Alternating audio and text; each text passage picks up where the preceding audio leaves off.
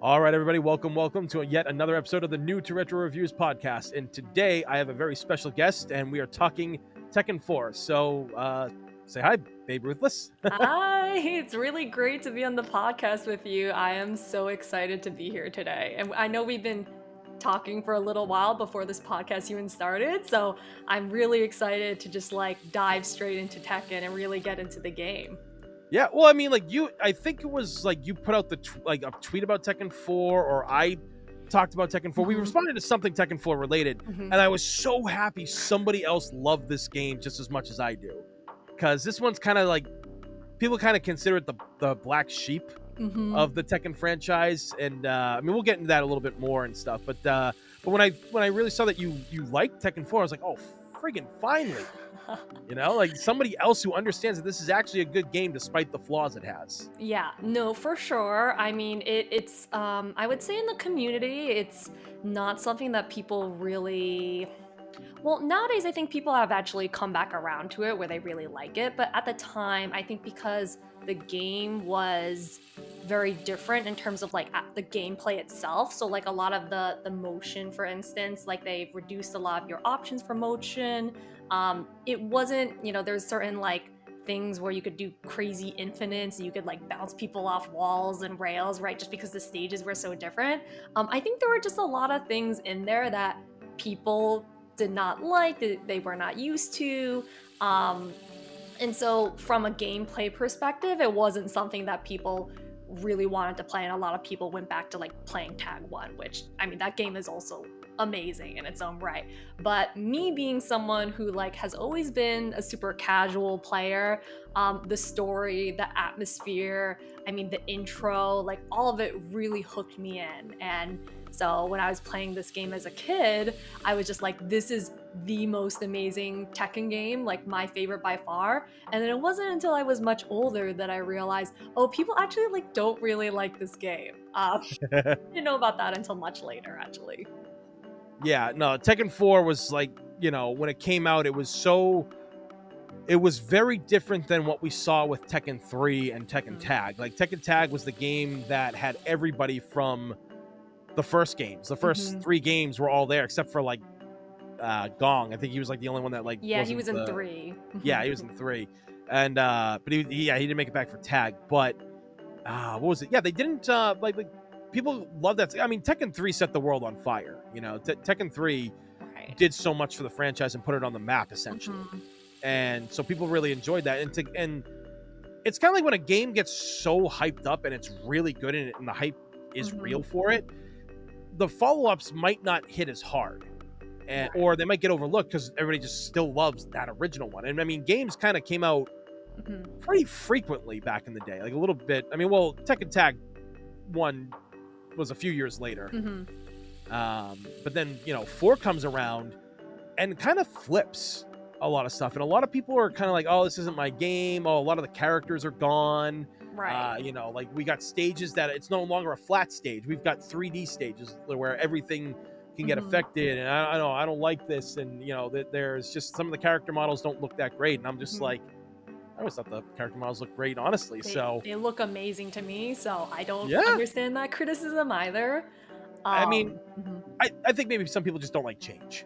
I think that might be it, really. Yeah, there was quite a bit of that. I mean, like you go from this very, I mean, just speaking from like an aesthetic standpoint, right? You go from this extremely bombastic, like there's like fire behind the character portraits, like loud, like sort of like rock themed music, to like something that is a lot more serious, darker, really kind of like deals a lot with things that the Tekken series hadn't really been known for up until that time. It does actually still have some of that goofiness. Like I do see it retaining some of that through like characters like Combat, for example, where he's like just the goofy robot guy, and also like some of the endings are quite goofy as well.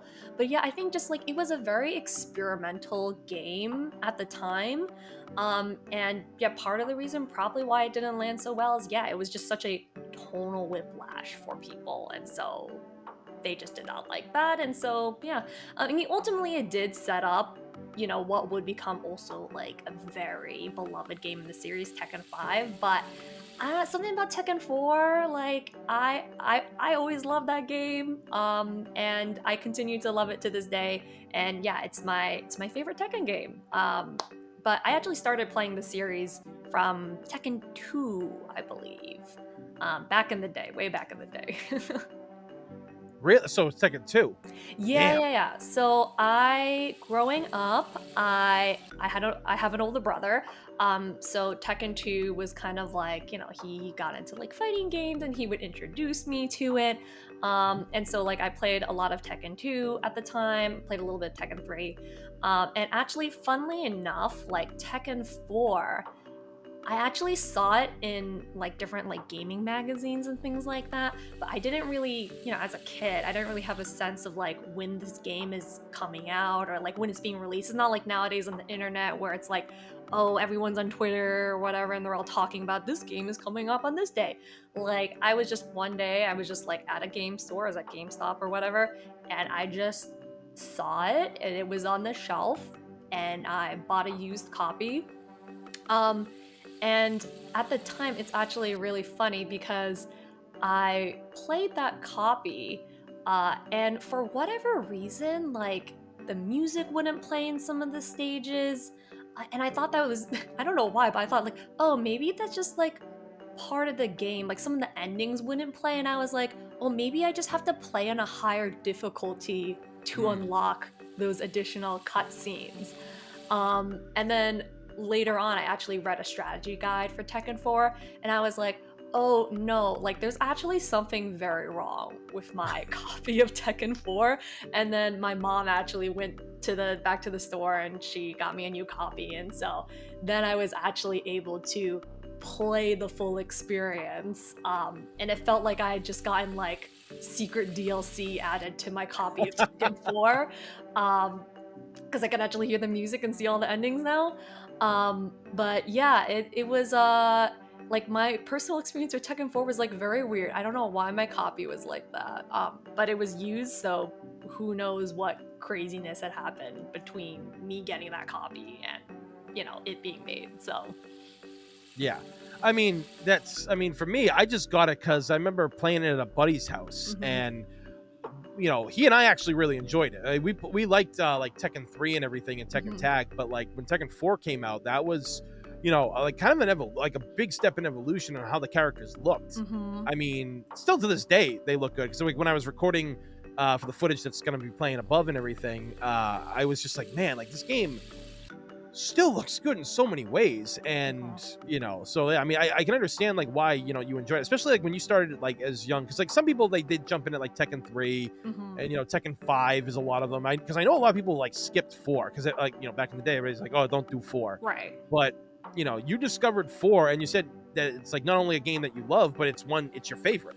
Yeah, that's amazing right there, because I don't think I've ever heard anybody say Tekken 4 is their favorite. And I love that. I love hearing different stories like that.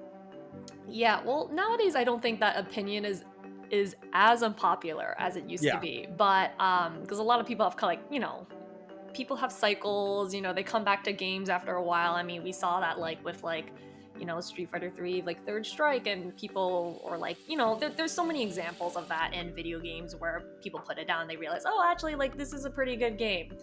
But yeah, I think I'm a very casual player. I'm still a very casual player at Tekken. Tekken 8 is actually the first Tekken I would say I've taken, I don't want to say seriously, but I've actually like been putting in effort to like really learn the combos and learn the strings and like learn like the different matchups and things like that. But so like I've never been a player that's been like, okay, yeah, like I'm trying to win money. So Tekken 4 obviously never bothered me, right? I was just a kid kind of like mashing buttons and being like, oh, this is so cool, my character is moving. But yeah, it was the stages, it was the characters, it was the lore. I mean, obviously the characters all had stories that really dived into their motivations, right, which were very grounded in real problems that real people would have. And so to me, they were very compelling characters. So like It's true. Tekken's very well known for its like goofiness and its fun and its playfulness. So that was like such a refreshing change for me that I like immediately latched onto that. Especially the Jin storyline was like Yeah. very compelling. Well, I mean, I think that's the first time in fighting game history where a character completely changed their fighting style. Right. I mean, they weren't going to have two Kazuyas in because he was obviously the Kazuya replacement in Tekken Right. 3, and he Mhm. became like the face. But when they brought him back, they found out a great way. It's like, okay, yeah, like, found out my grandfather, he shot me in the face, and, Mhm. I became a devil, and now he betrayed me. Everything I knew is a lie. So now let me go to Australia and just learn karate. And Right. I think that was a great story for him because, yeah, then you have a reason to bring Kazuya in, and they're two different. I mean, even though Heihachi fights with the Mishima style and stuff, he Mhm. also has still a different move set than He Kazuya does. does. Mhm. Still, like some similar moves and everything like that, Mhm. and everything. And like I think that's like what Tekken's always been good at doing is that kind of stuff. And again, like that whole story between the three of those guys in that game was like the driving force. I mean, just Mhm. that opening, like how much was your mind blown by that opening cinematic? Dude, okay. I was so shocked. I thought Kazuya was dead. Like I Yep. was like, he's, maybe he'll show up in like a tag game, right? Like he'll be like a non-canonical inclusion. So when he actually showed up like in that intro, my mind was fucking blown. I will say it's not my favorite Tekken cinematic opening ever. Like I do like looking back on it, I've actually been right now the video that I'm working on is actually looking at different fighting game openings and kind of like analyzing them and talking about my opinion. So I've literally watched Ooh. like every Tekken intro back to back to back.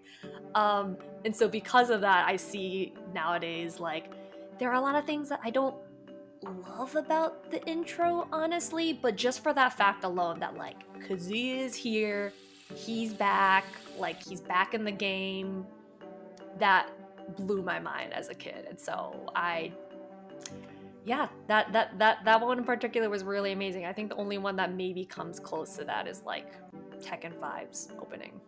Oh my God, five's yeah, five's gonna go. I think for me personally, my favorite opening for a Tekken game might be Tekken Tag Tournament, just because the song fits so damn The well. song is really good. Like that piano music starts going, and then like the synth music starts hitting it, and just like you just feel like that everybody is coming together for this ultimate tournament, and like Kazuya just coming out of the elevator and just like going full devil, and just to me like that was amazing. But yeah, like Tekken 4 was like, I think it just relied on very very much being super like Hollywood cinematic in a lot of ways. That's very different from how like 5 was done, and other versions were done too. I mean, like Tekken 3 kind of had that, like that Hollywood style a little bit, but 4 really had that. And just from the fights, the animation. I mean, like, because like again, when I was playing for the recording that's playing above us, just like looking at the CGI on like Heihachi and the detail, like Great. when he grabs that TV and he's like, "You're still alive," and it's just I'm looking at this, I'm like, this has aged so, and like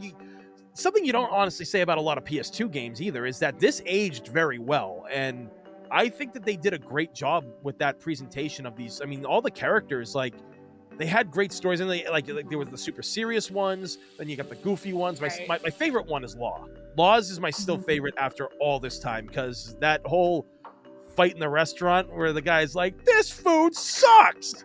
You expect us to eat this?" He's like, "What do you mean it sucks? What are you talking about? This is good." Like he just starts whipping people's asses and everything, and it's I mean, Law has kind of always been a joke character in many Right. ways, but like I mean, it's crazy because those opening cinematics with that like of each character and that song that plays, and how gradually it like starts and just goes, and that music gets higher and higher and builds to that character, like like how Law like beat himself back into shape after like an intense 3 months of training, and Right. Lei Wulong like getting his fire back to like like to stop the Mishima Zaibatsu after he blew that what was it, the raid that they had planned for months or whatever, and he screwed it up somehow. Right, he's like drinking or whatever. Yeah, he was yeah. I mean, to me, like that blew my mind. I mean, and it's just like and the hand drawn artwork for it at the beginning was great too. Right. Like that, I mean, to me, I mean, like, so like, what's your favorite opening for that and ending for any of the characters? Like, I what's your think the most. Okay, well, it's tough. Okay, so Jin, I just really enjoy his overall storyline because obviously it carries on from Tekken 3, right? It has that line. He's changed his fighting style. Like he's now, going up against like Kazuya and Heihachi, whatever, to win this tournament. And the moment where like he doesn't show up for his match against Kazuya, when I went through that, I was like, oh shit! Like what other fighting game at the top of your head has ever done that? Where it's like you've lost this match because of something that's happened, and like which you then find out like what happened, and actually like if you go to like Kazuya's story mode or whatever, you can see what actually happened, a little bit more context on that. But that absolutely blew my mind. I mean also like Kings. I mean that storyline is just crazy, where he's like going to avenge his mentor, and then he decides last minute he's like at the hospital, like hovering over his killer, and he like sees the photo of his family, and then he just like decides not to like kill him. And he I was doesn't like, do it, yeah. it's so compelling. And there are so many like little examples of that just like thrown throughout the story mode that make it, I think, so much more interesting from like a character perspective, because in later games they don't really treat these storylines or characters that they've built in this game really with the same level of like depth. Like Paul and Law, they're just funny guys, haha, they're always broke, haha, which there's nothing wrong with that. Like I like having that levity in Tekken. Obviously you need that those goofy characters, but like also it's nice to have a reminder like, hey, these guys are also important in their own ways, and they're important to the story, and like let's not forget about them too, right? So what about you? Like what's your favorite one? Oh man, like I think the favorite ending one was Law's fight and everything, and then like then he like Marshall China goes out of business, and then he just opens the Marshall Dojo. I love that one, but I think one of the best openings, I have to say it's oh no, Brian Fury's is good, but Paul Phoenix.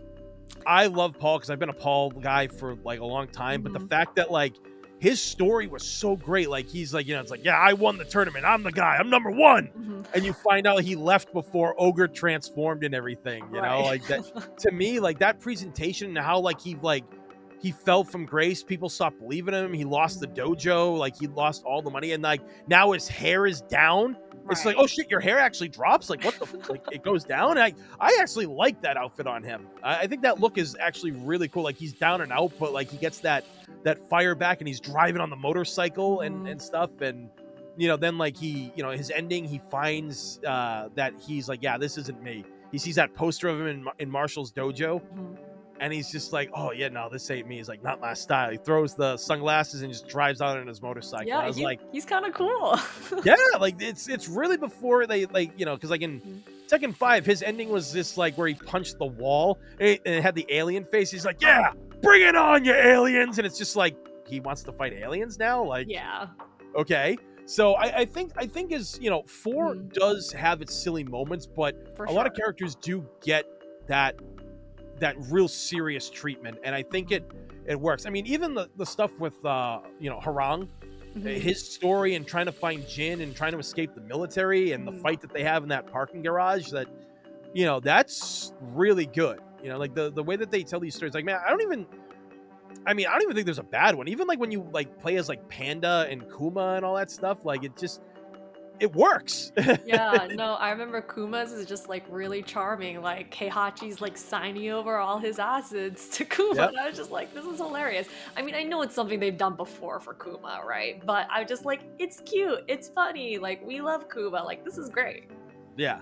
Those, I mean, like that's what I mean, like there was, I mean, they could have even just done CGI openings for their stories, but somehow the hand-drawn artwork to that just fit well, and that narrator's voice that they got was super good for all the stories that were there, and just that like I said, that music that rises, it's just so good.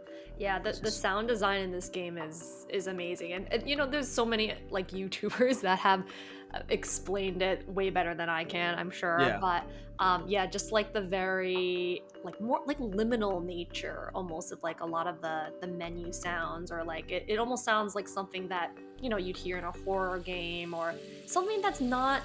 It's very different than like what you'd hear normally in a Tekken, right? And Yeah. you also got like plenty of banger songs too, like very Oh, like lo-fi. Oh my god, like Authentic Sky, seriously one of my top favorite like Tekken songs ever. so good. Just they work perfectly with the stages and the environments that they're in. And yeah, I think they're just so iconic. They're just like such a part of the series at this point, and it all started from Tekken 4. So It's true. I mean, like a lot of those stage songs that happen. I mean, like that airport level. Airport is It's so it's so crazy. chill, but yet somehow it gets you pumped. Right. You know. Yeah. And same with like fighting on the streets, because like that's like the ones like that has like all like the blaring trumpets and everything. It's like Mhm. like all that kind of stuff, and just punching people through phone booths just feels so satisfying, and with that music playing in the back, and I mean, just like I said, like the tracks just it's a soundtrack that I feel is very underappreciated. Now, having just beat Final Fantasy Tactics, again, a game that I've worshipped since the original on PS1. Mhm. I always felt that game was very underrated, and its soundtrack especially. And I mean, I actually, right here, 'cause I actually brought it up for the stream. I actually got the soundtrack to Tactics. Oh wow. Thing. Oh, Yeah. it's a vinyl too. That's sick. Oh yeah, I love my vinyls. And everybody's just like, is that because everybody else collects them? I was like, no, I've loved vinyl records ever since I was a kid. Like I've always had them. I've got like ones literally from like the 80s still. Oh shit. Yeah, so like when I got the newer record players when they came out, because the old ones that I had on those stereos that like were literally from the 80s just died out, you Mhm. know. But like the soundtrack really helps make this game. It really sets it apart from other Tekken games, but it also kind of feels it feels like it really fits. Mhm. To me, it feels like that music really fits, and whether you're on the top of the skyscraper or the one where you're fighting in the mall. Mhm. The mall and is a great stage too. Oh, that's a great stage. Like those, man. Like I don't even think there's a bad stage in this game. Like, do you have any that you don't like, or? There's none that like I would say like I hate. I mean just the normal one that's just the ring, that's the tourney standard one where it's just like the 8-sided octagon. Like that one's like obviously just okay, but Right. not meant to be anything crazy either. Like but no, all the stages are so good. Yeah, my favorite definitely probably being the rooftop stage where they play Authentic Sky, and Yep. it's like you're on top of the building and it's like night, and then they have that song playing. Absolute like cinema. And yeah, the songs just match the vibe of the stage so well. Like the airport just being like a little bit more chill, and it's like dun, dun, dun. I'm not gonna sing for you guys because I don't want to subject you guys to it, but yeah, and the Shinjuku one just being so loud with the blaring horns. Just yeah, everything was really expertly crafted in these stages, and I think definitely the sound design and the music that go with these stages is one of the reasons why it sticks out so much in my mind. I mean, even to this day, like with Tekken 8, there's a lot of music customization where you can go in and you can customize the songs that play, and yeah, I'll like slap some Tekken 4 music in there, or like I'll like slap, past songs from the series basically. Like I'll just like put it in and I'll like override the current stage song that's on there, because to be honest, I'm not a huge fan of the Tekken 8 soundtrack, so I'll just like replace it. Yeah, I mean, I don't know what it is with like a lot of fighting games these days. Tekken is the same. Like they're not really hitting it in the music department, and I feel it's not going to be one of those things where years later we come to love it. I really don't feel like Tekken 8. I mean, even Tekken 7 too. I didn't really feel it in 7 that much. I really can't think of any like big tracks other than what was it, like that? I think it's like the one like where you're all running through the water or whatever it is. Yeah. And it's like the reflection of the water and the sky. Yeah. Azure Sky, I think the stage is called, or whatever. Azure, But whatever it's called. yeah, it's like that song's good, but I can't. Well, actually, the customization.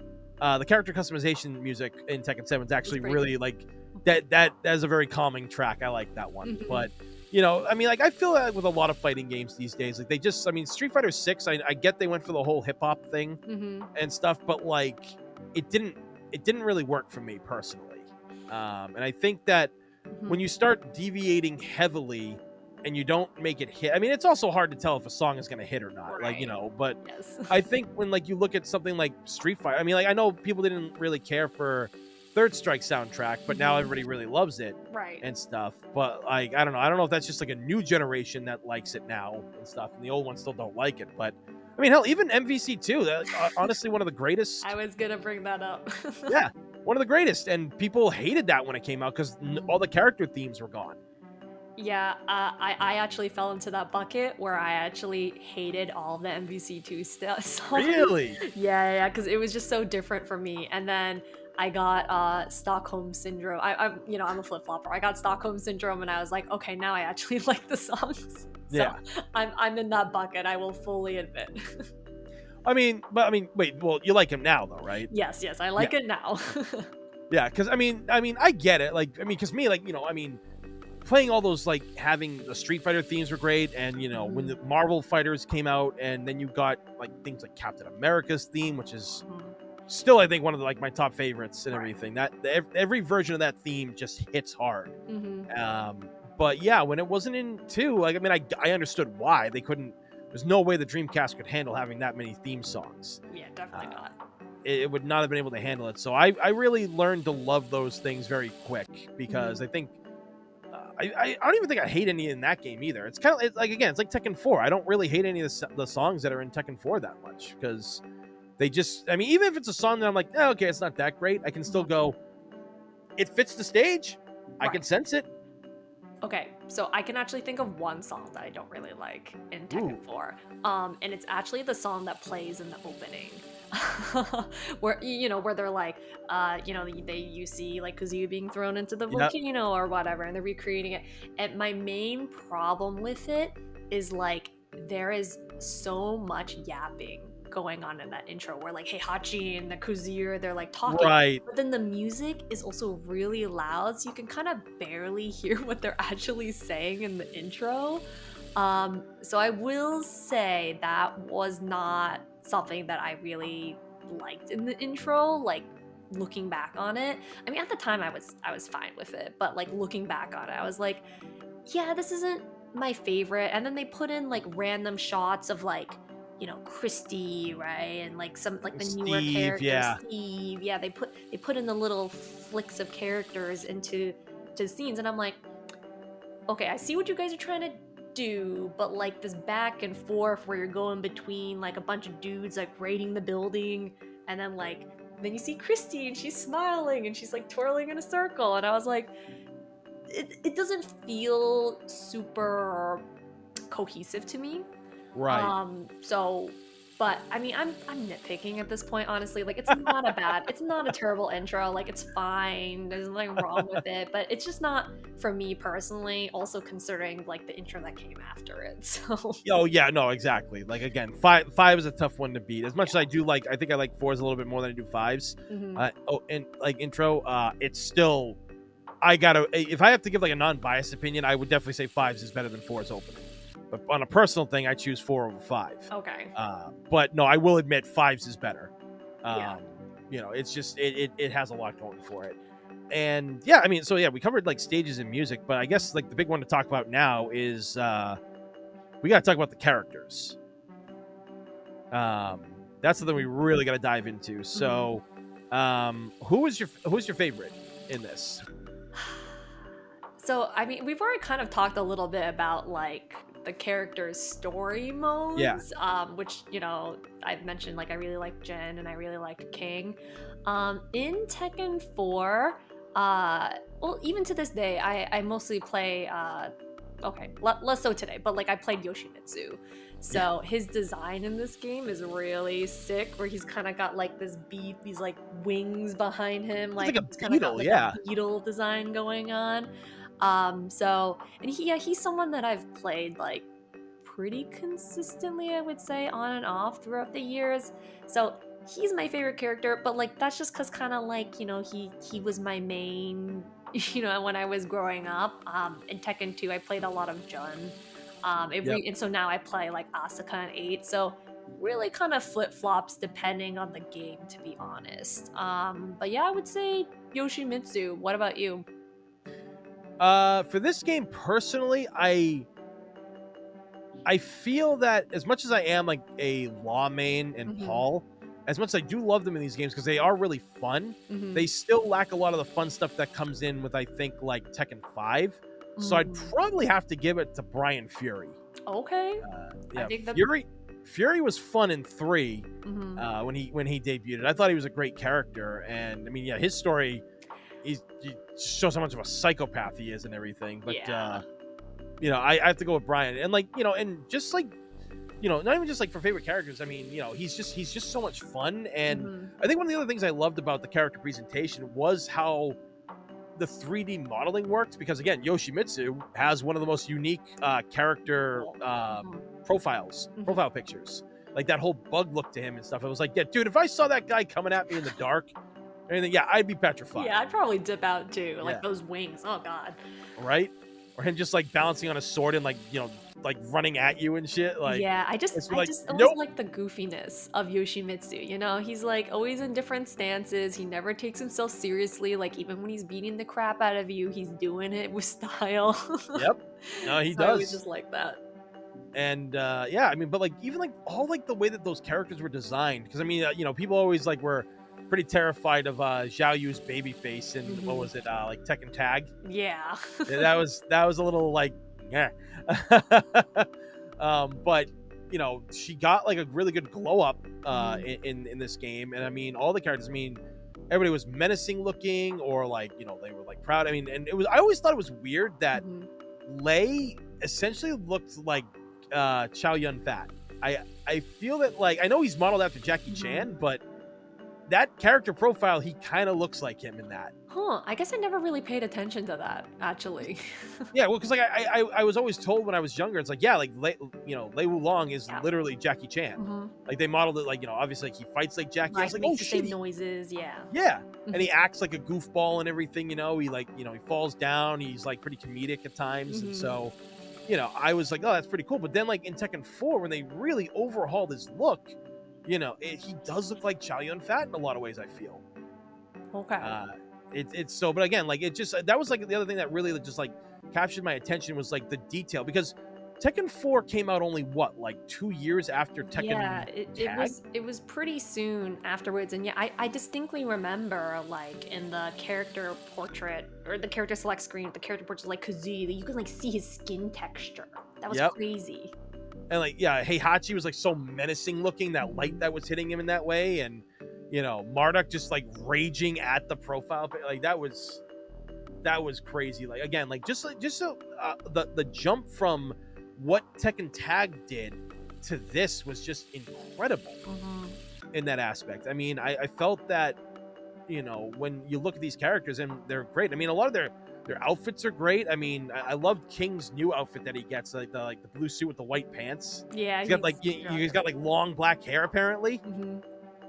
Yeah, I really like Jin's tracksuit too. Like he's coming back from the gym, whatever. That's the vibe. Yep, But like also the fact that like he's wearing it over his head, because like he doesn't want people to know where he is. Like I just thought like also it's just like a sick ass outfit it that I would is. actually wear. But yeah, I like how they kind of like connected it a little bit to the story as well.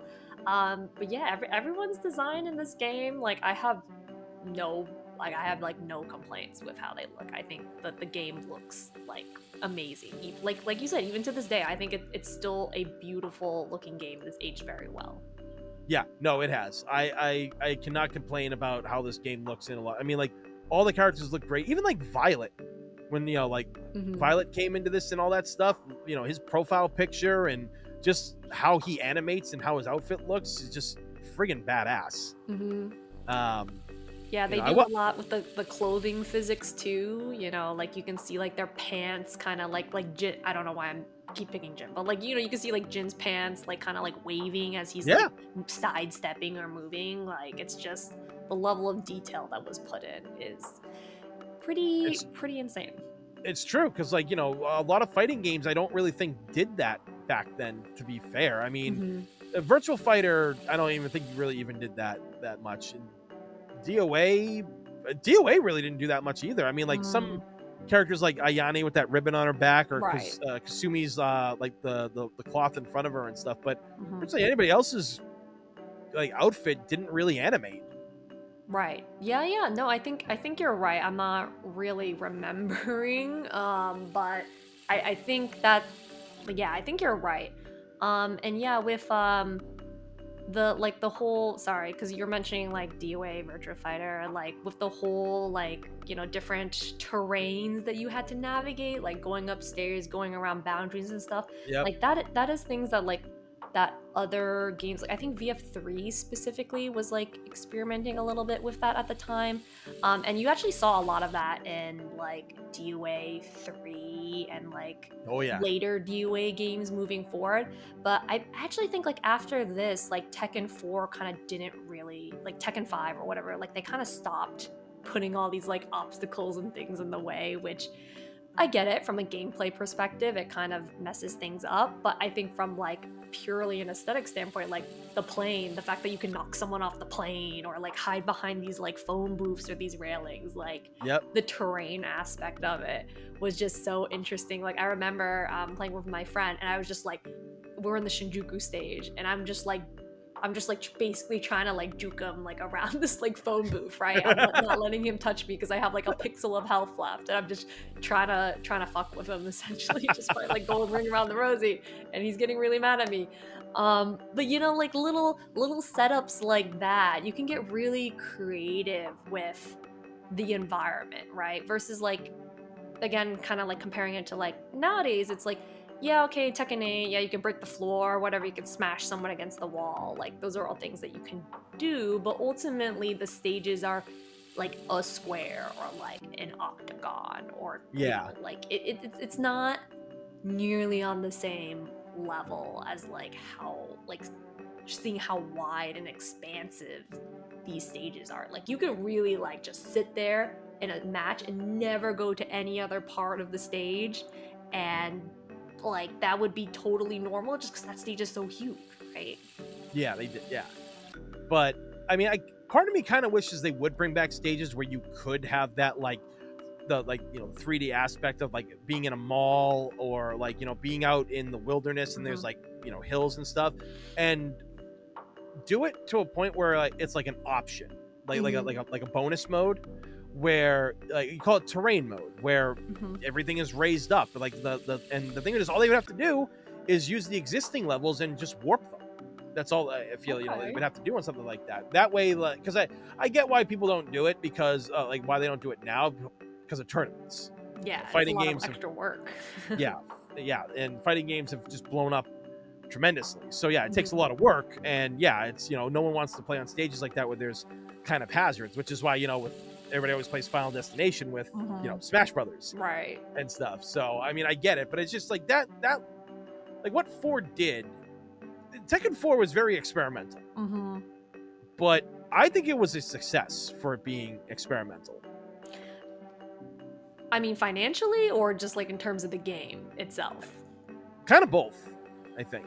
Okay. I don't remember the game financially doing very well, but I agree in terms of like the legacy it's had to the Tekken series. I think it's, considering that it, wasn't really a game that people like to play all that much. Like, I do feel like nowadays people talk about this game quite fondly, and they remember the music and they remember the stages, and they're, like, I remember just going over to some friend's house and I was like, let's go through like every Tekken game in the series, just for funsies. And like, I remember I got to Tekken 4 and people were like, oh my god, Tekken 4, like, I remember this game, like, it's like very unique and the stages are crazy, right? Versus like, I might pull up, I don't like, yeah, I'm just using this game as an example, not to say this game is bad, but like, I'll pull up a game like Tekken 2, right? And people are like, oh well, this is cool, like, I like seeing this game, and it's cool to play, but it's not something I really want to come back to, Yeah. versus like Tekken 4 is like, yeah, let's go back, like, let's explore this game. So yeah, I think that's what makes it so cool to me. And yeah, nowadays, I mean, I get it. Game development is very expensive, Oh takes yeah. such a long time. Like, you cannot be taking experiments like anymore when you've got how many millions of dollars going to development. But you know, like I do miss a lot of that more experimental nature, but I think that's a trend across all of video games and not just fighting games, you know. It's very true. A lot of companies won't take the risk that they used to take back in the day. Because I mean, look at Capcom with Street Fighter. Uh, what was it? Street Fighter 3 Mhm. sold like crap. People hated it. Then Second Impact came around. People still hated it. And then Mhm. Third Strike did better, Mhm. but not that better. And it took a long time for people to really to enjoy it and discover this game's got a lot of great mechanics. And again, I think that's like why Tekken 4 is like that diamond in the rough, you know? Mhm. Like there's beauty in a game that didn't do well. I mean, it's kind of like why like a lot of people, you know, they'll dunk on something like, let's say for a fighting game, like Smash Brothers Brawl, Mhm. because they're like, oh, well, the tripping mechanic, and you know, it's not a great game for, you know, tournaments, yada yada yada. This character's broken. But then you think of all the things that people love about it. The fact that Snake and Sonic the Hedgehog were in it. That was The fact crazy. that you had something like the Subspace Emissary, Mhm. that people still want a really true follow-up to that at some point. Mhm. And yeah, Brawl might not be the one a lot of people go back and play because it was on the Wii and stuff like that, you know. But much like Tekken 4 was just a beautiful game. It was different. It was experimental. And I guess because they were making really good money with Tekken 3 and 4, Tekken 3 and Tag, Mhm. and again, they could take the chances back then. Right. This day and age, you take a chance and you tank your company essentially. Yeah, no, you take your company, you take your series. I mean, like, actually, from my understanding, Tekken 4, like, almost literally did tank Namco. But Oh, yeah, I think so. Maybe I'm misremembering that, but I'm pretty sure that was the case. Or at least at the very least, like, Harada was, like, almost, like, quit his job, basically, over that. Um, but yeah, I mean, yeah, nowadays you can't really take as much risk like that, but I agree. It like really helped set up five. And also just circling to your point about Brawl, like I played a shit ton of Brawl, right? Because I love the Subspace Emissary and I love that opening song. And like the newer games with the new opening, whatever it's called, like World of Light. It just like yep. it doesn't hit the same. And I'm sorry, the World of Light mode where you're going around and whatever you Yeah, have those like stickers or something. it was tough. My best friend and I played the hell out of that when it finally came out because we went through Brawl and were doing so much of that back in the day. But yeah, World of Light, it wasn't terrible, but we were just kind of like, okay, it's definitely not Brawl. Tekken Force. Oh, I was literally just thinking about. I was like, I saw the lab. I like pasted some of the screenshots of stages into my notes just to be like, oh, okay, like just in case I need a reminder or something like that.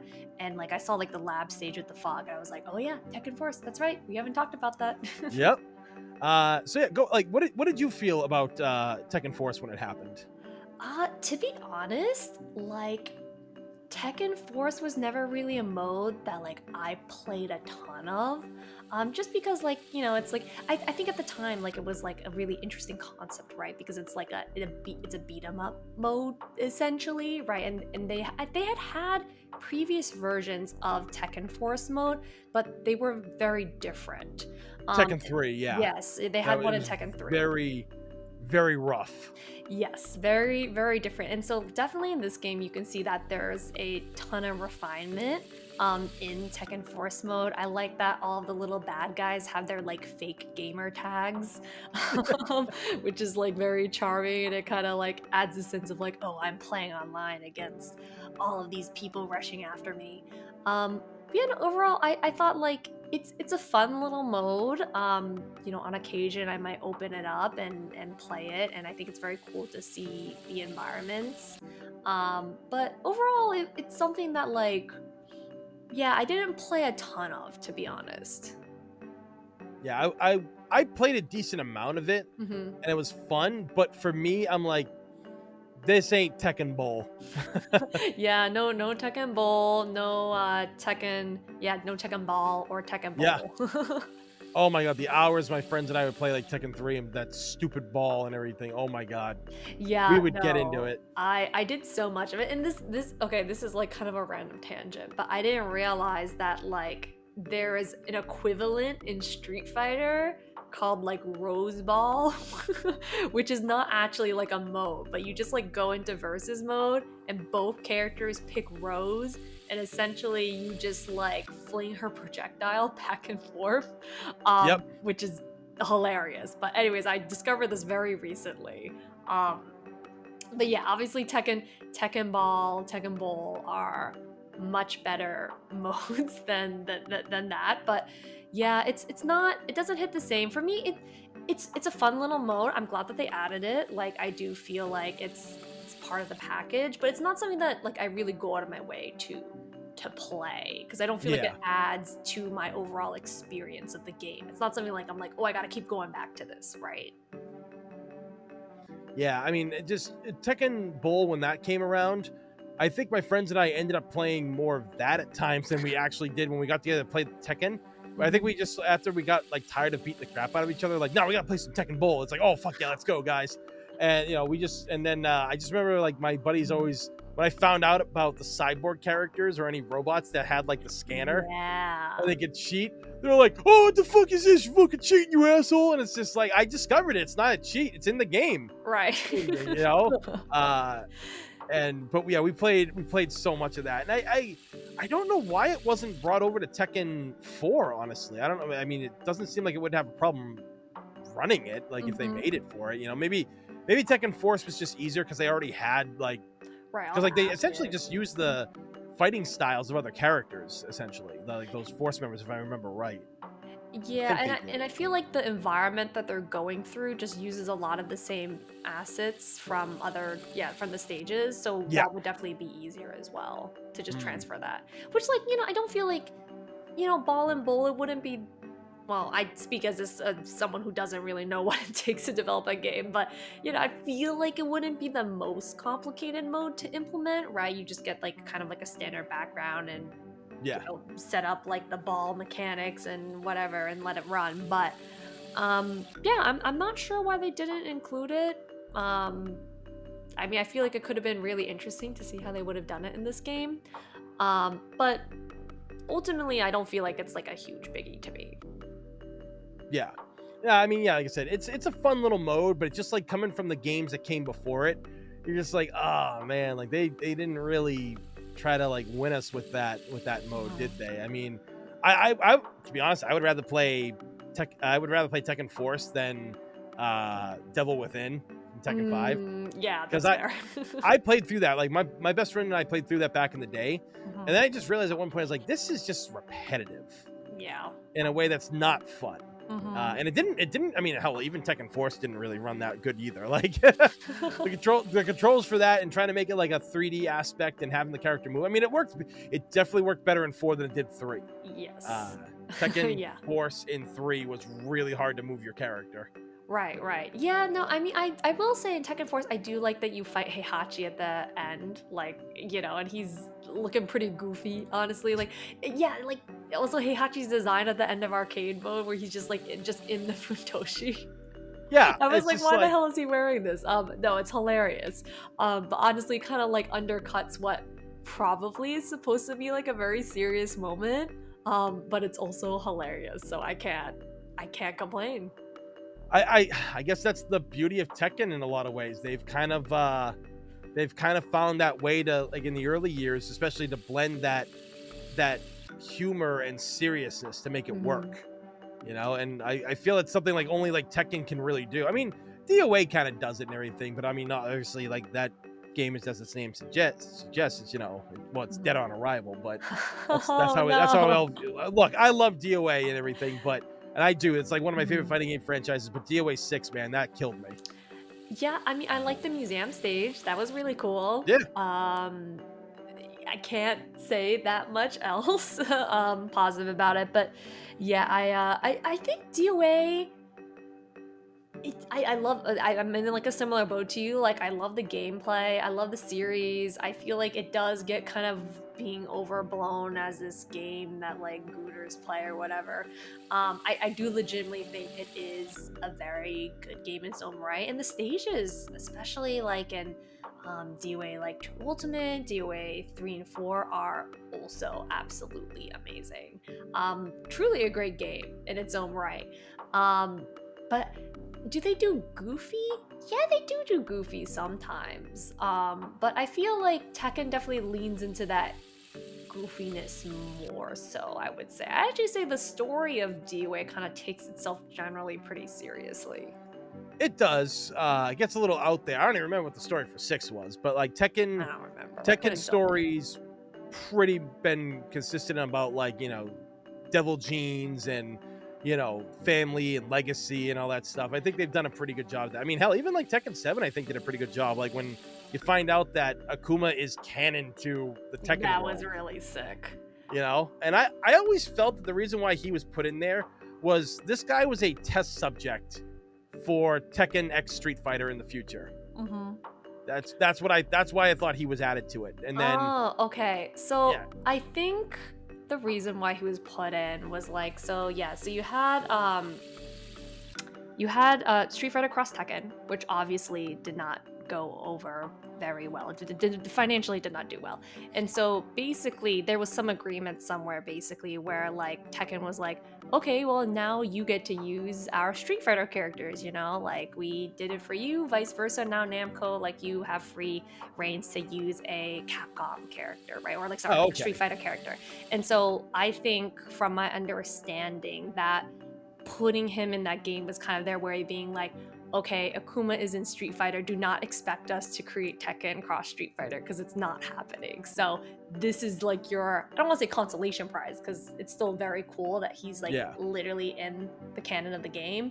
But I think that was basically their way of saying like, here he is, like this is the Street Fighter character in a Tekken game. Like, dude, please, there will be no further Street Fighter cross Tekken games. I mean, yeah, they lost big with Street Fighter Cross Tekken. I mean, that's true. I mean, I still love that game a lot. It's a lot of fun, but I do understand like why. But I mean, I've also learned that you never say never in this business because, I mean, Marvel vs. Capcom 2 came back. Yeah. I mean, we could play that on modern consoles and PC now. I mean, anything's possible.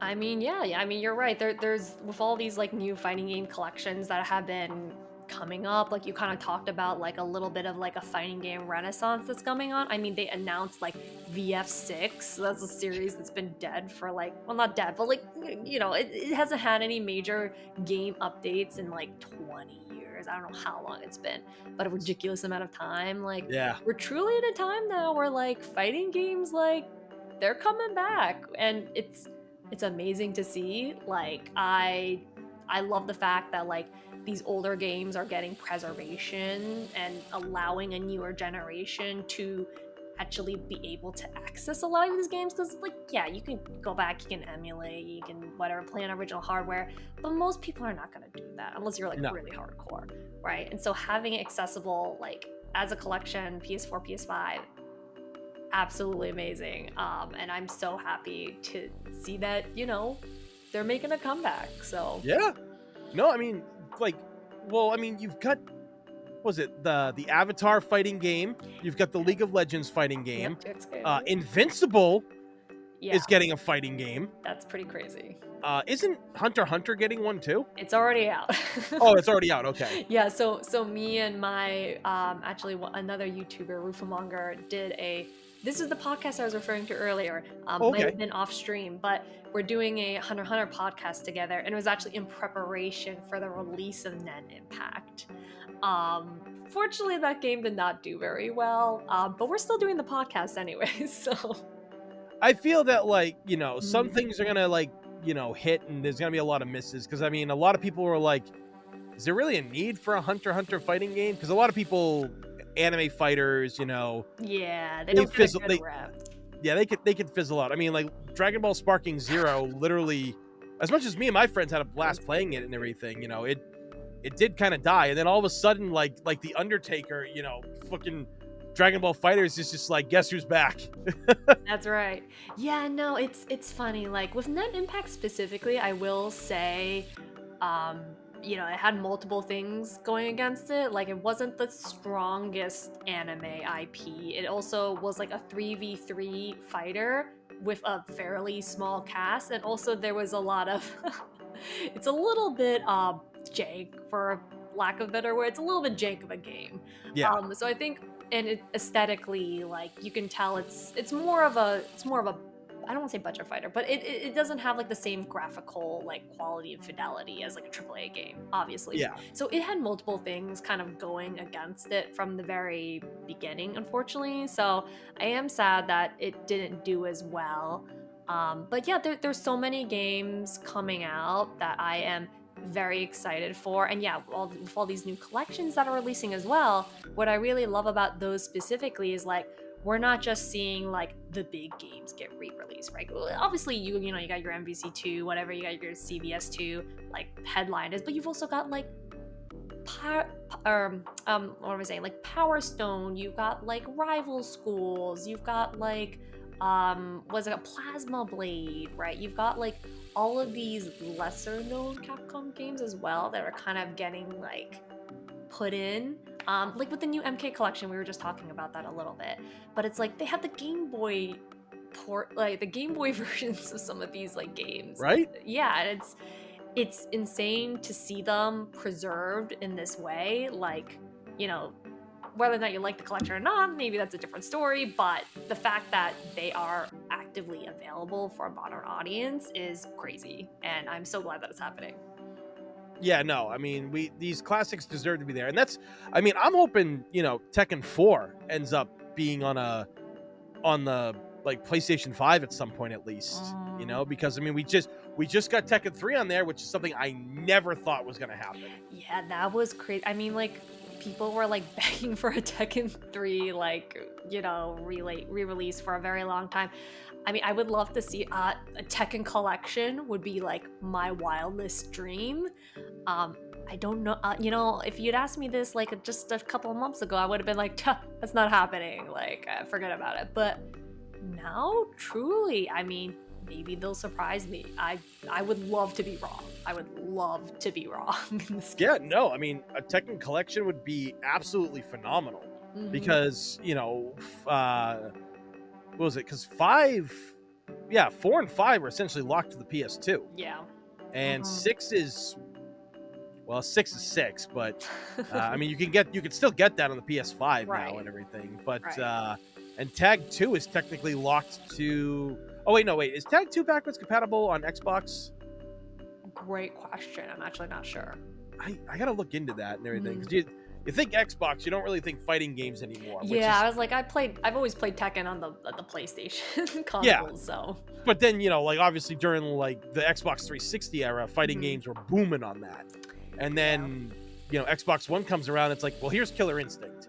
Which, don't get me wrong, I'm happy Killer Instinct made it on that thing. So, you know, but, you know, Tekken 4, I really hope that in the future it does end up on the PlayStation 5 or something, because, or like I said, a collection, because these games do deserve to be preserved. And maybe, who knows, if it sells well enough, someone at Namco is going to be like, hey, why don't we give them a Soul Calibur collection?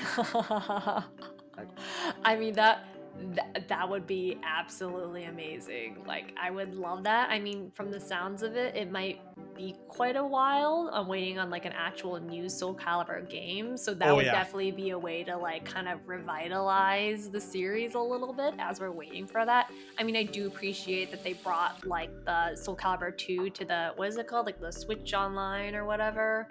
Oh yeah, that's right. Yeah. For the I think it's only on Switch 2 that you can get the GameCube games, something like that. But you know, it's available, the GameCube version of Soul Calibur 2. So that was pretty cool, and I definitely appreciated that. But yeah, I would love to see the other games as well. Like, yeah, no, I mean, Soul Calibur is a very important series, and I mean especially the original like Soul Calibur was like so just game changing back then, and then 2 came out and just blew everybody away, you know?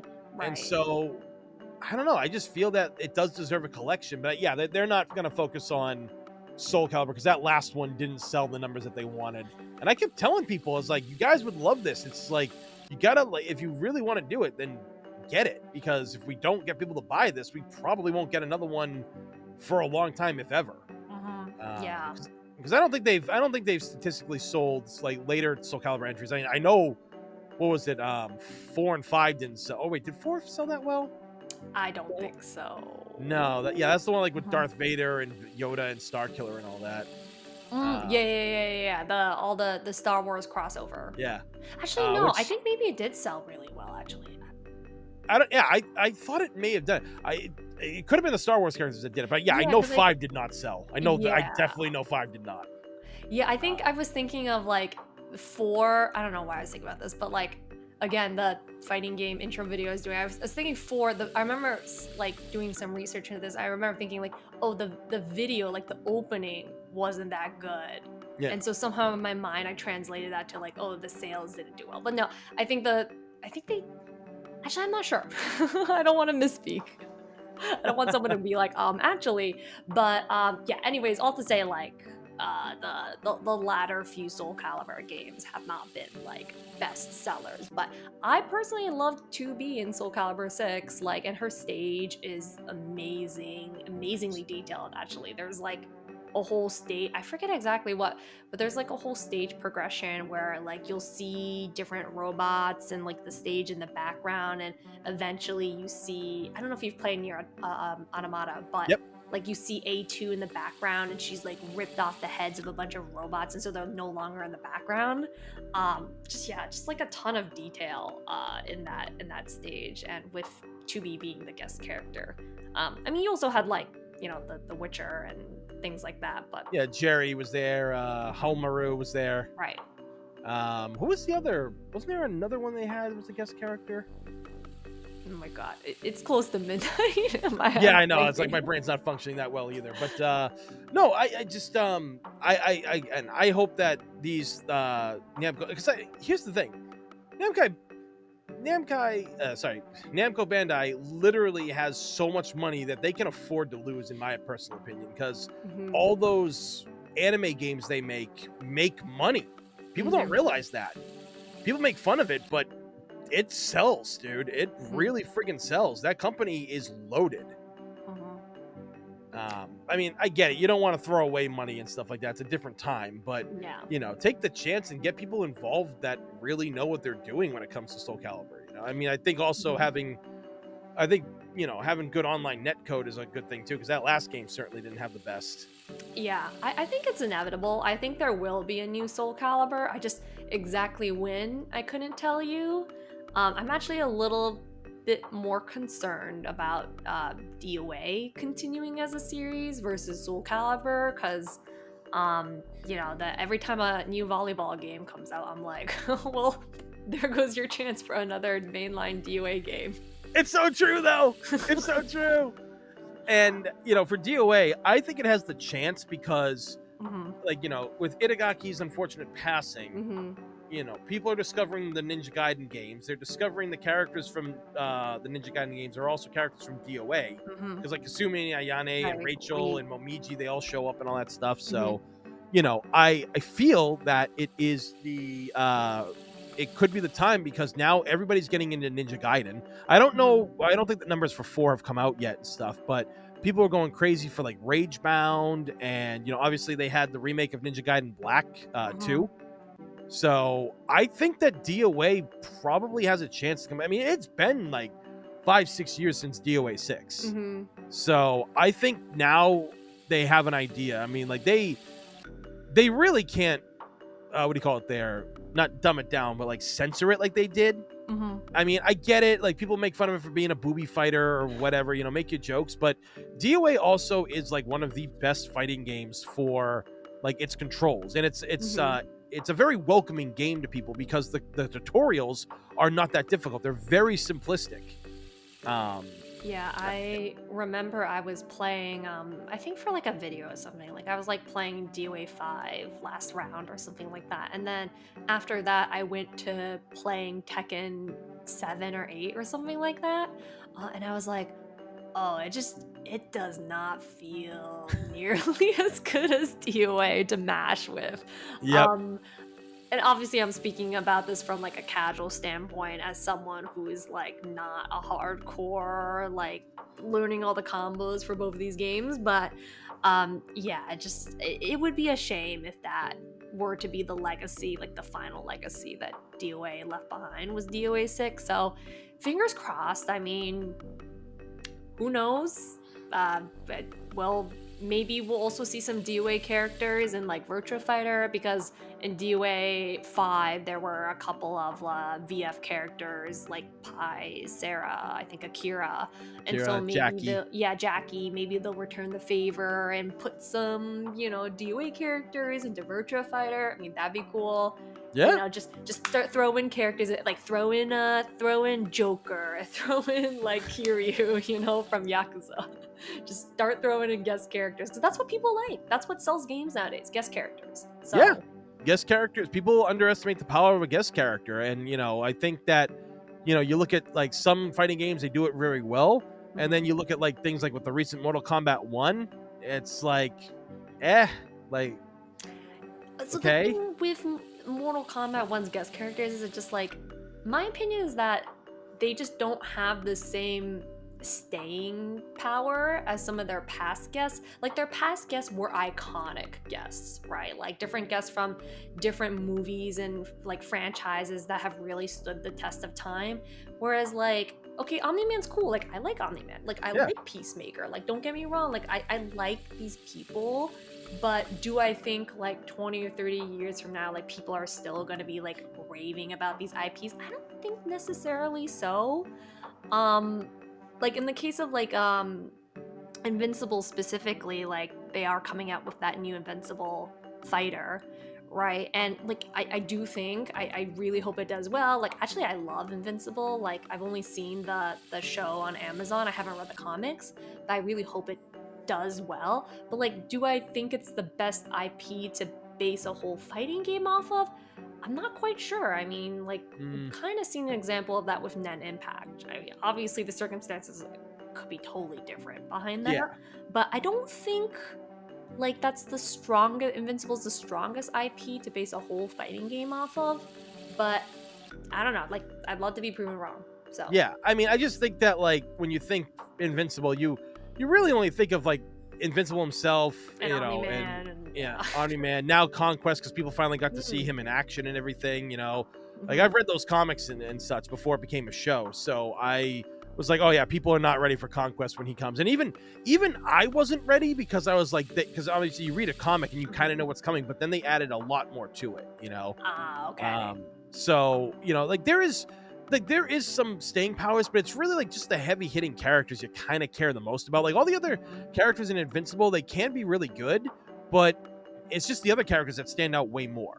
I don't feel like there's a really good balance with these characters. Yeah, same thing with like Hunter x Hunter Impact. Like, you've got your main characters, you've got Gon, Killua, Leorio, Kurapika, right? And you've got some other characters, like, they're cool. Like, you've got Bisky, you've got like some of the Phantom Troop members and Terra, whatever. But then like the rest of the cast, I'm just like, not that they're bad characters, but I don't really know why they're being represented in this game. Like, there's definitely better choices for character selection that you can make. And also just like, I'm sorry, like, we don't care about that much about these other characters. Like, they're kind of just here to fill out the roster. Yeah. I mean, Peacemaker was an easy, like, if you want to talk about it, like, I mean, it's all about how easy it is to get some of these characters. Peacemaker's easy because of WB. Right. HBO Max, Warner Brothers, NetherRealm, all of them are essentially in the same pot.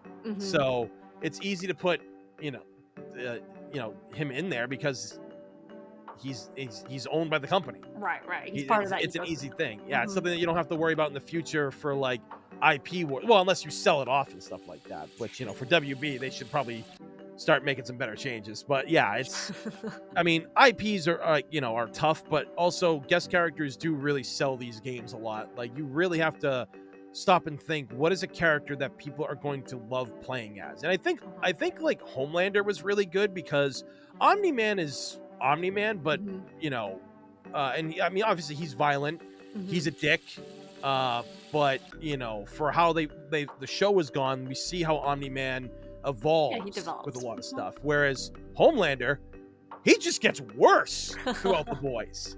So that's why I think he fits so well in Mortal Kombat, and he'll be the one you remember essentially, because people they rave about the boys. But also, yeah, there is kind of a problem. I also think I think they're doing star power and not legacy power. Now you can have both. You can have both, but you look at the previous Mortal Kombat game and all the previous 2 Mortal Kombat games that all had the legendary characters they had.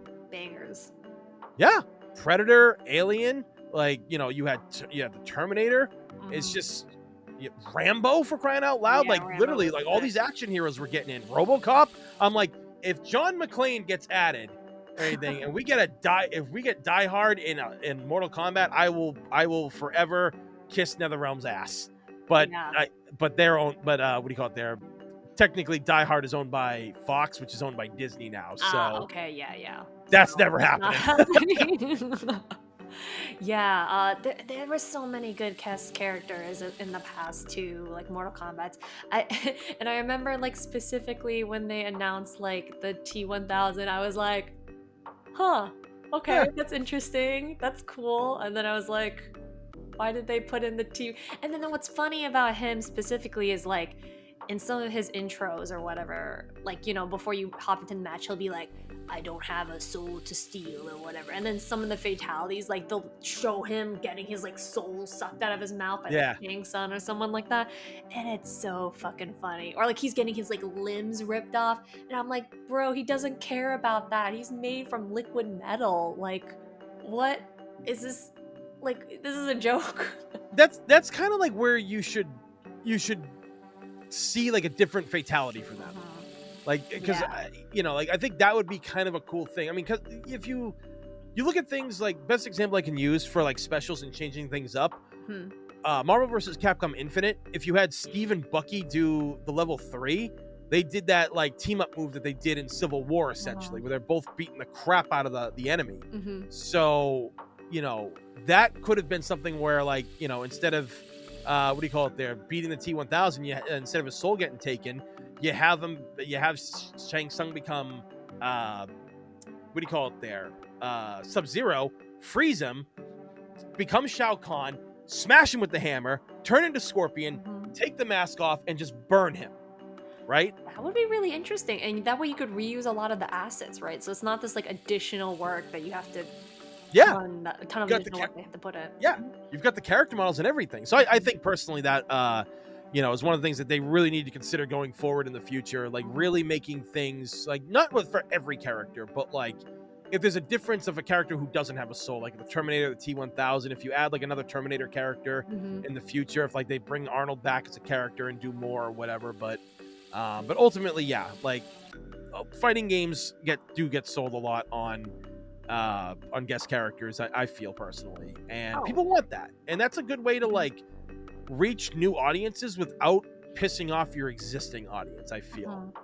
Oh no, absolutely. I think guest characters are a huge draw nowadays in the fighting games. I will say there are some guest characters, and I actually did a whole video on guest characters recently that I put out. I will say one guest character that I was I'm not gonna say thrilled isn't the right word, but I wasn't particularly excited for was a lot of the City of the Wolves guest characters that we got.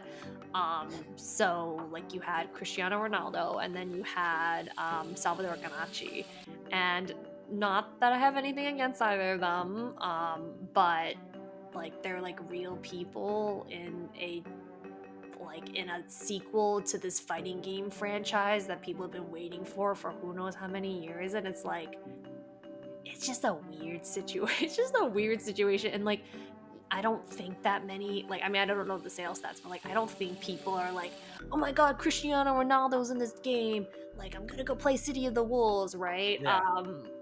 No, his fans are gonna just keep playing FIFA, and they're Yeah. we're good, we don't need to play fighting games.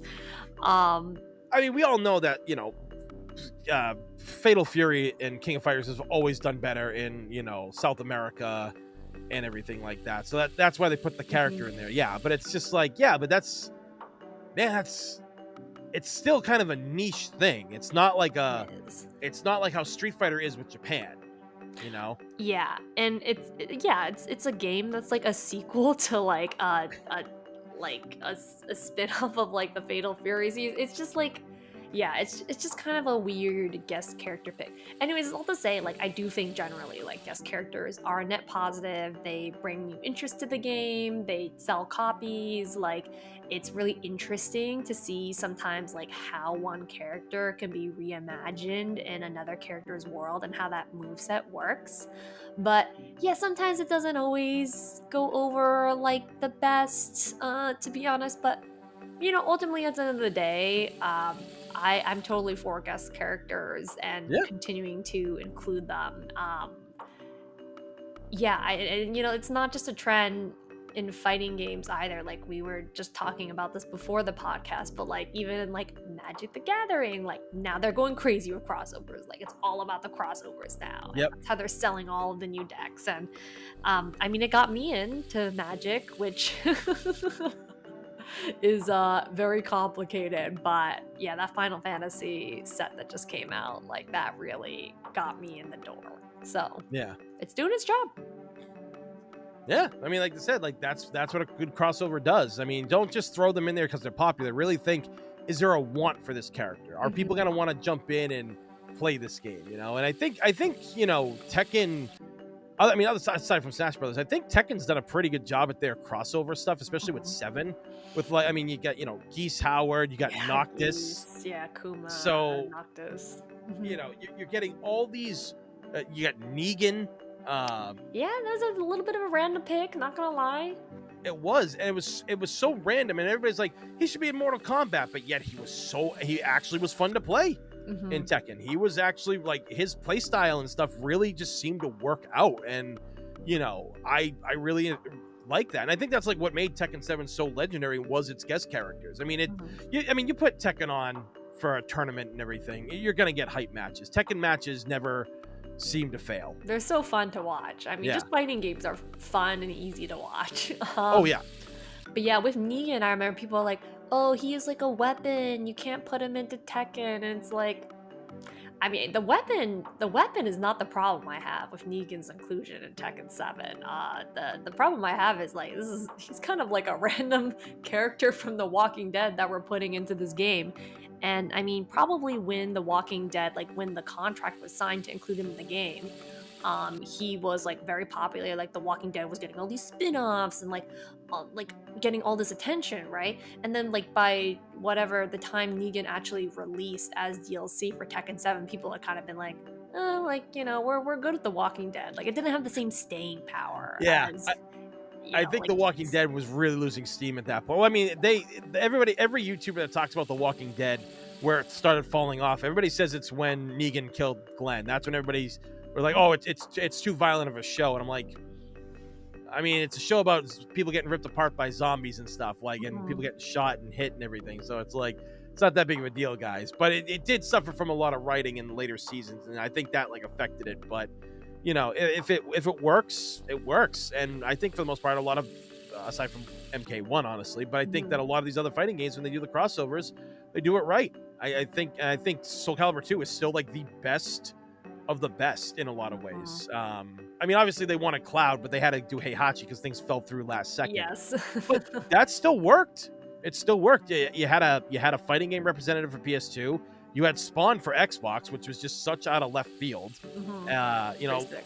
Right? I mean, I think it would have been cool if like you got Master Chief, because Xbox Master Chief, that would have made more sense. But then obviously you got the Spartan in DOA 4 a few years later. Right. Yeah. I think like the thing about him is like you have to think like, are these companies okay with my characters, like my main whatever, like my main mascot of the Halo brand, like getting the shit beat out of him? Like, and I feel like the answer in a lot of these cases is no, because like Master Chief's supposed to be this like cool dude, right? He's not supposed to be seen getting beat up, I'm sure, by like girls in skimpily clad outfits.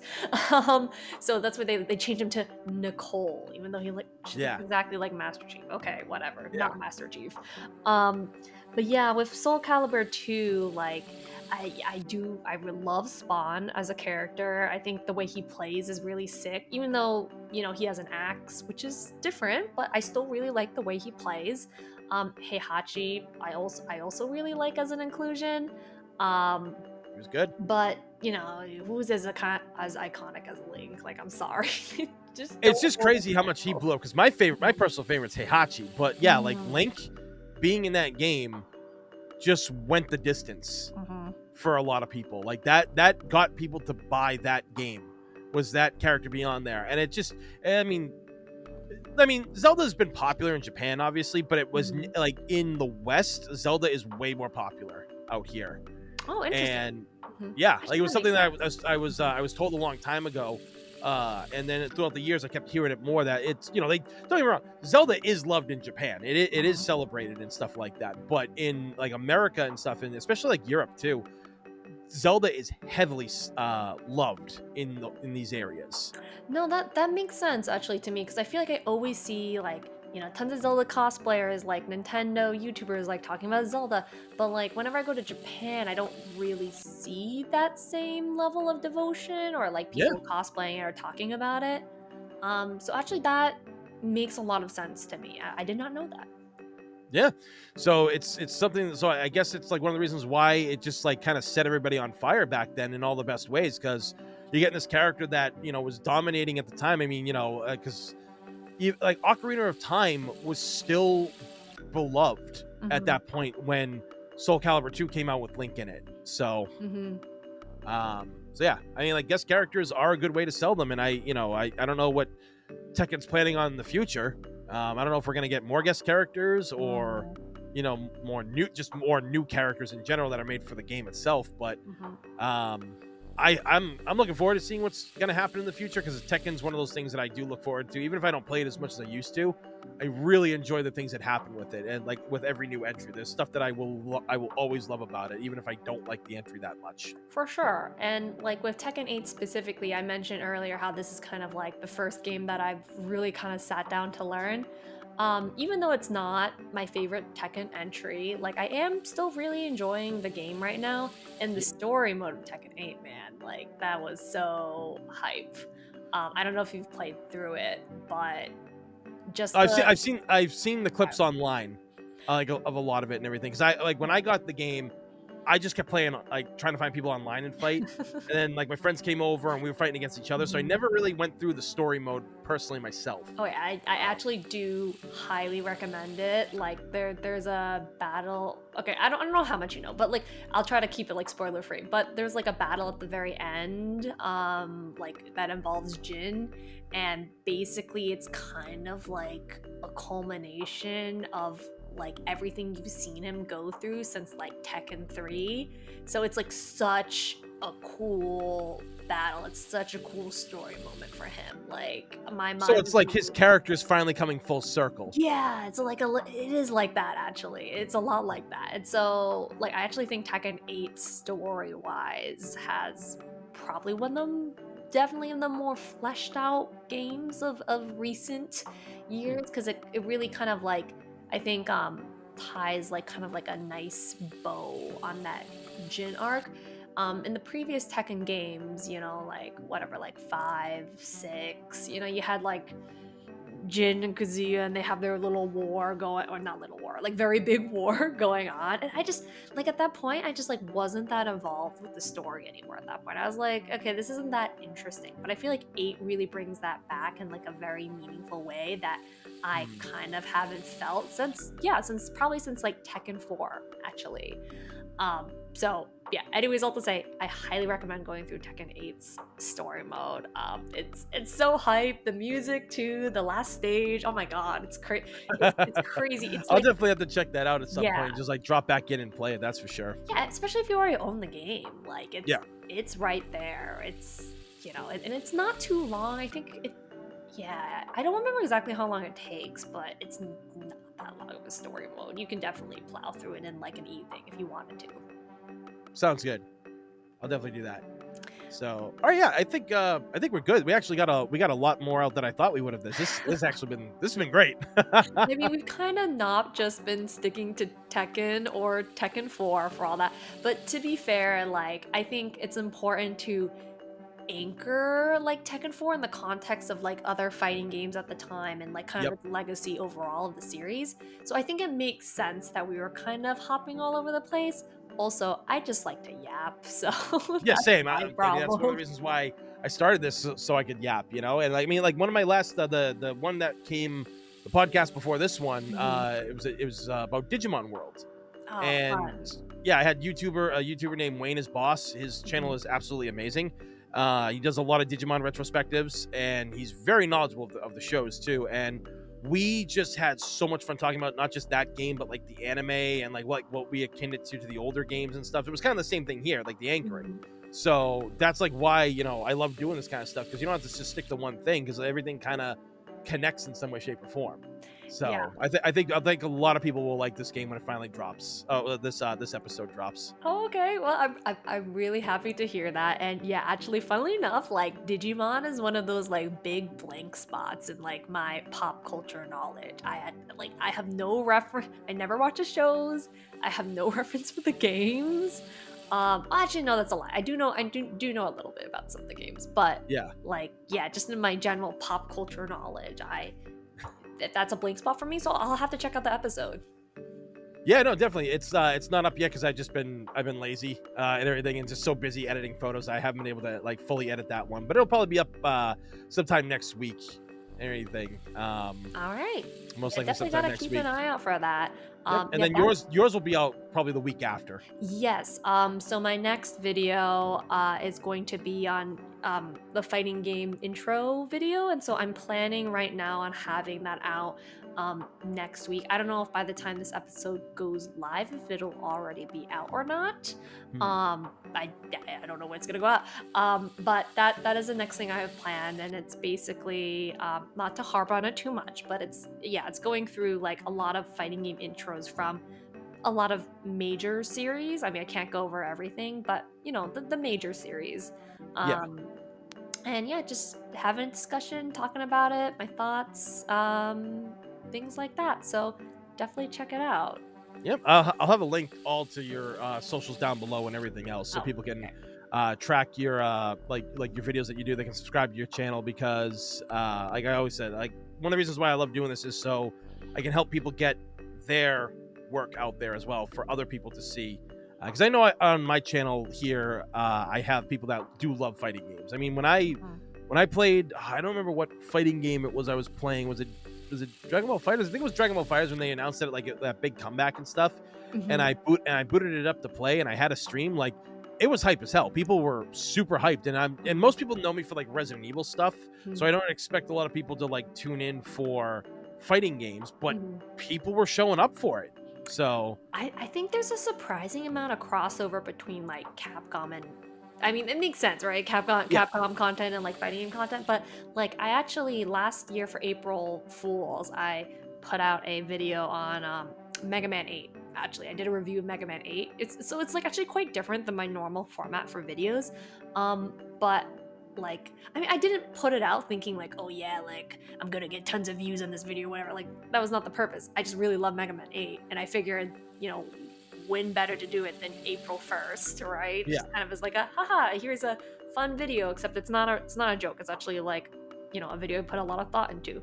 But anyways, all to say, like, it actually did pretty well compared to my expectations. So I was like, That's awesome. yeah, so I was like, oh, okay, like people like hearing about Capcom content that are also into like fighting games, which again makes sense. Makes a lot of sense. Yeah. And I love Mega Man 8.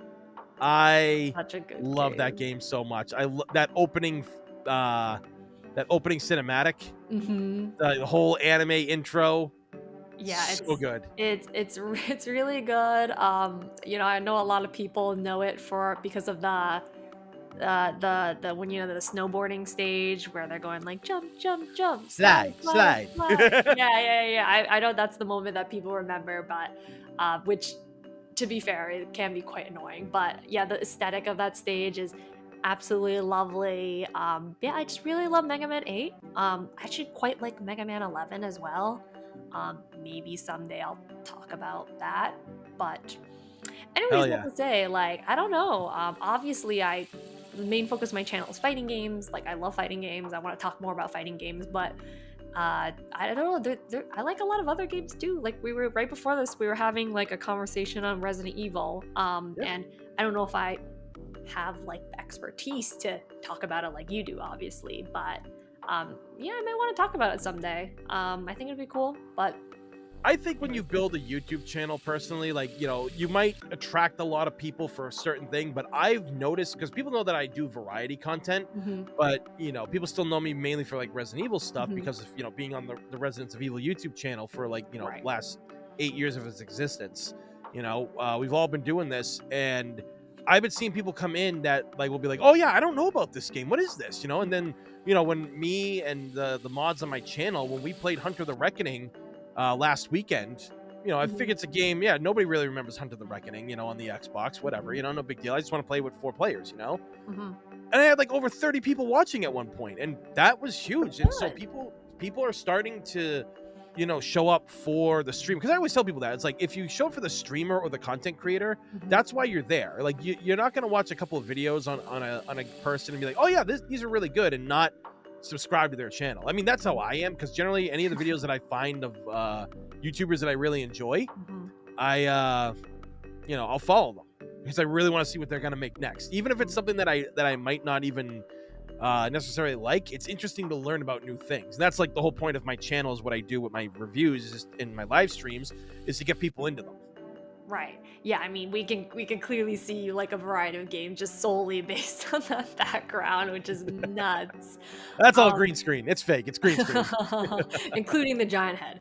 That's actually the Nemesis from Resident Evil Oh, 3. okay, I couldn't even tell. Oh Because yeah, it's he's like a sorry. little blurry. Yeah, well, that, and he's got a hat on top of him too. So Oh, is that what it is? I was like, is he wearing a? It's like a. I thought it was like a beret. no. I wish I had Jill's beret to put on him and stuff like that, but no, it's a backwards baseball cap. Ah, okay, okay. I can't I see put it I 'cause, put him I mhm. put him back there for my one of the previous ones I did when I did the Resident Evil 3 podcast. So I just put him back there for the hell of it. Wait, so is it a mask? Oh Like, yeah, okay. I'll show you. People will get a kick out of this when they see this.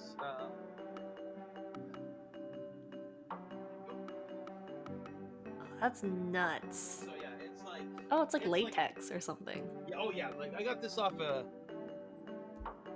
I got this off of Amazon for like I think $80-90. What? That's like very impressive for 80 or It, $90. it Like that's honestly, you're right. Like, because when I got it, I didn't think it was gonna be that great, and mhm, I pulled it out of the box and stuff. I'm like, oh my god, this thing's hideous and real looking. Like, mhm. they did work on this. I was shocked because I Yeah. needed it for a Mhm, I did a photo shoot last year in the city of Boston at night with some friends, and one of my friends, he's like 6'3", so I mhm. had him put on the Nemesis, and we had a long coat for him and everything, and well, he doesn't like to wear long pants. He always wears shorts and everything. So our Nemesis like had ankles. So I It's had a kind of buddy of funny. mine extend the trench coat that we had to cover the ankles in Photoshop. I can do Photoshop stuff, but not on that level. But yeah, but no, it's a great buy. It was a great Okay. buy. Yeah, no, Sometimes that's sick. yeah, it does freak me out when I come into the room and like I turn the lights on. I'm like, oh yeah, he's here. Just Have staring you there in the darkness. Yeah, I was gonna say like the paint job, like it looks like there's like some gradient almost on like some of the veins and things like that. So yeah, I mean, I think it looks pretty legit. Yeah. My video quality. Oh yeah. Oh, wow. Yeah, that's sick. Actually, the like now that I'm seeing it really up close, like you can really see the detail. Ooh, the teeth. Yeah. That's legitimately sick. I mean, I know earlier also, not to keep referring to when we were chatting, but like, we're talking a lot about cosplay or whatever, but one of the really cool things about cosplay nowadays is that like it is very accessible for people to get involved. They want to cosplay something, right? It's like it's truly for everyone. Um, at this point, and it's a lot, you don't have to be a sewer, you don't have to be a prop maker. Like if you love a character or you just want to be that character, like you can just buy the outfit and Yeah. it's fun, and like it doesn't have to be something like really cosplay doesn't have to be something serious. No. um People take it too seriously at times, but then other times when you find the people that are just like very like-minded like you and just want to have fun, you're gonna have the best of times. Oh yeah, absolutely. I love cosplaying. Like, I am not like that serious of a cosplayer. Like, I would say when I was younger, I was more into it. Right. But nowadays it's more so like, hey, I'm going to a con and I'm gonna wear this cool outfit, and maybe I made it, maybe I bought it, maybe I bought it and modified it, but whatever. Like, I'm just going to have a good time and cosplay with my friends or cosplay by myself, take some photos. Looks cute. I look good, like Yeah. it's exciting for me in that aspect. But yeah, I feel like the moment when you it's like the same thing with making videos as well. Like, the moment you put too much pressure on something to succeed is honestly the moment when you're probably gonna seek like end up sabotaging yourself when you're too focused on the end result, right? Self-sabotage, yeah. Yeah, it's not 100%. sustainable. So Yep. All right, here well, for the this was great. vibes. Yep. But this was great, dude. Thank you for taking the time to like come on out and do this. This was great. No, thank you so much for having me. Like, I really enjoyed this conversation. Again, it's really great to find a fellow Tekken 4 enjoyer. Best game in the Tekken series. I will entertain no arguments about that. But yeah, no, this is a great conversation, and I'm glad we were able to really, I feel like, dive into the game, what makes it great, and then also talk about a lot of other stuff too. Yeah. Not just like Tekken 4, right? So yeah, thanks again for having me on. Of course.